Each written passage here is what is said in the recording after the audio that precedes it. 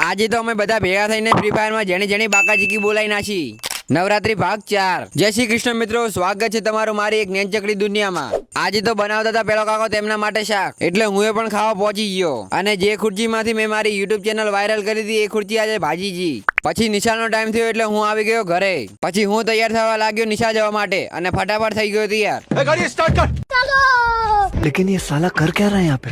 નિશાળથી આવીને હું બેસી ગયો ફોન જોવા માટે અને છચુડો નિશાળમાંથી આજે કોઈક નવું શીખી લાયો, એટલે ઘરે આવીને મને બતાવવા લાગ્યો કે હું આવું શીખ્યો। હું ફોન જોતો એટલે મમ્મીને ખટણ્યું નહીં, એટલે મમ્મીએ મને મેલી દીધો માટી ભરવા માટે। માટી તો ભરી નાખી પણ હલવાઈ ગયા।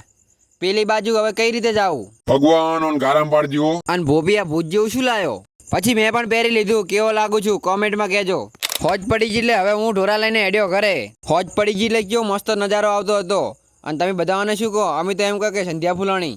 પછી અમે આવી ગયા માતાજીના મંદિરે દર્શન કરવા માટે। પછી મેં કર્યા અંબે માના દર્શન અને તમે બધા પણ દર્શન કરી લો। પછી અમે બધા ગરબા ચાલુ થવાની વાટ જોતા હતા। અને આ તો હરખ પદુડો છે, ગીત વાગતા પહેલા દેડશે પરો। बात तो सही है। અને આ બાજુ તો ફ્રી ફાયરમાં બાકાજીકી બોલાતી હતી। ગરબા રમતા આવડે કે ના આવડે પણ ફ્રી ફાયર રમી નાખવાની।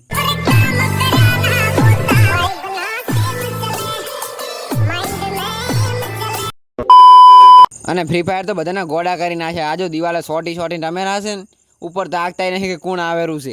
અને આ રાજ્યો નિશાળમાં રોજ કહેતો તારા વ્લોગમાં આવું છે, લે તું પણ આવી ગયો। ગરબા થઈ ગયા ચાલુ એટલે હું રમવા જાઉં છું, પણ તમે બધા ફોલો કરીને રમવા આવજો હો।